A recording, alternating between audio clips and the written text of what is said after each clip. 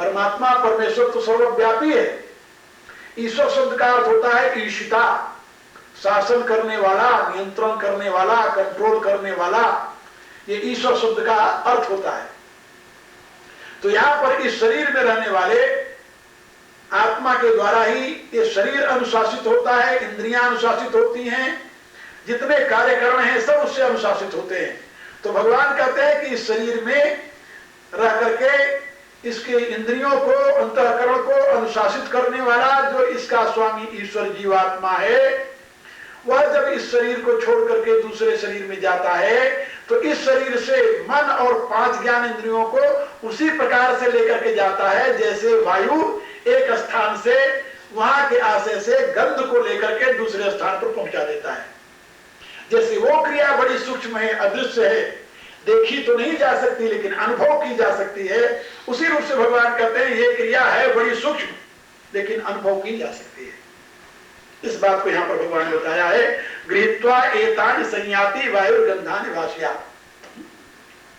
पहले उन्होंने कहा प्रकृति स्थानि कर्षति, अब कहा गृहीत्वा एतानि संयाति। पहले प्रकृति के स्थान से वो विषयों को आकर्षित करता है, आकर्षित करता है, तभी तो उसका एक नाम कृष्ण है आत्मा का। कर्षण करत या तो कृष्ण कहो जाते, तो वो आकर्षित करता है इसलिए उसका एक नाम कृष्ण है, वो कृष्ण कहा जाता है। और सब में वसा हुआ है इसलिए उसका नाम वासुदेव है। उसके नाम का यानी उसके गुण का अभिप्राय है, अर्थ है, जिसके नाते उसके नाम का प्रयोग किया जाता है। तो यहां पर परमात्मा की क्रियाओं के आधार पर, उनके गुणों के आधार पर उनके नाम का यानी उनके अभिधान का निश्चय किया है शास्त्रकारों ने, ऋषियों ने नाम दिया है। तो यहां पर भगवान ने बताया कि इन मन सहित 5 ज्ञान इंद्रियों को लेकर के तो वो पहले विषयों को आकर्षित करता है, उसका अनुभव करता है, और जब शरीर छोड़ता है तो इस शरीर से उन 5 ज्ञान इंद्रियों और मन को लेकर, यहां मन जो है मन अंतःकरण का अवबोधन कराता है, याद रखना, मन माने अंतःकरण। तो ज्ञान इंद्रियां जो है वो बाह्यकरण है और मन जो है अंतःकरण है। तो बाह्यकरण और अंतःकरण इन सबको साथ लेकर के जाता है। अंतःकरण के लिए बहुत स्थानों पर केवल मन शब्द कह करके, कहीं कहीं पर सत्व शब्द कह करके, कहीं कहीं पर केवल बुद्धि शब्द कह करके उसका संकेत कर दिया है। अंतःकरण में सांख्य की दृष्टि से 3 तत्व है, मन बुद्धि अहंकार, और वेदांत की दृष्टि से 4 तत्व है, मन चित्त बुद्धि अहंकार। उपनिषदों में 4 बताया गया, मन चित्त बुद्धि अहंकार, और सांख्य में 3 बताया गया, मन बुद्धि अहंकार। बात एक ही है, चाहे कुछ भी कहो, किसी भी प्रकार से कहो। तो यहाँ पर मन जो है वो अंतःकरण का अवबोधन कराता है, इसलिए मनःषष्ठानि इंद्रियाणि प्रकृति स्थान कर्षति, 5 बाहर की ज्ञान इंद्रियां और 1 अंदर की सत्व जो है अंतःकरण जो है उसको लेकर के जाता है।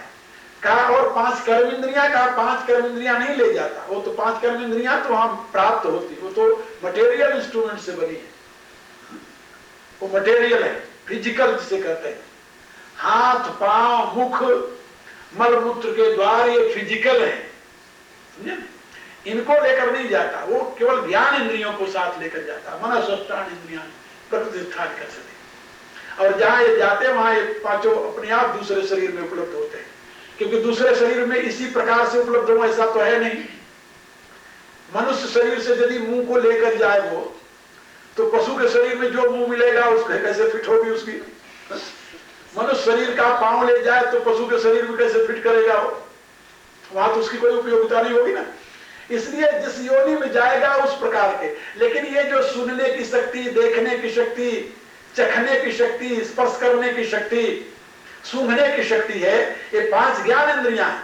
इस शक्ति को तो जहां रहेगा वहीं बराबर रहेगा। कान इतना बड़ा हो चाहे इतना बड़ा हो, सुनने की शक्ति उसमें एक है।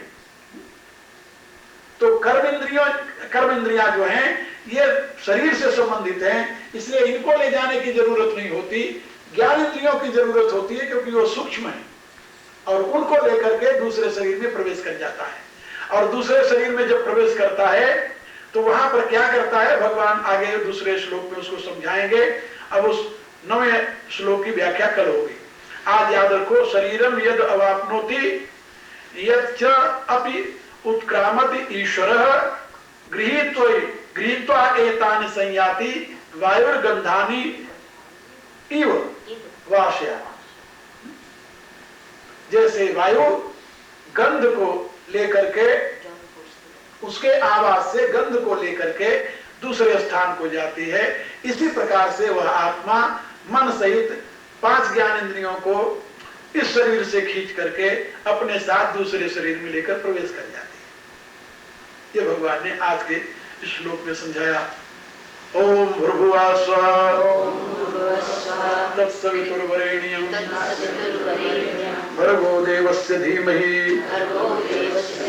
धियो यो नः प्रचोदयात्। सर्वे भवन्तु सुखिनः सर्वे सन्तु निरामयाः सर्वे भद्राणि पश्यन्तु मा कश्चित् दुःखभाग् भवेत्। ओम पूर्णमदः पूर्णमिदं पूर्णात् पूर्णमुदच्यते पूर्णस्य पूर्णमादाय पूर्णमेवावशिष्यते। ओम शांतिः शांतिः शांतिः।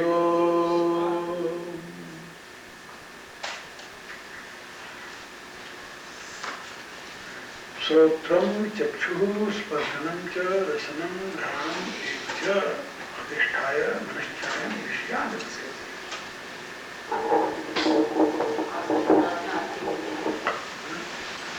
आरती के लिए हो जाओ, आरती कर लो, फिर कल इसकी बात।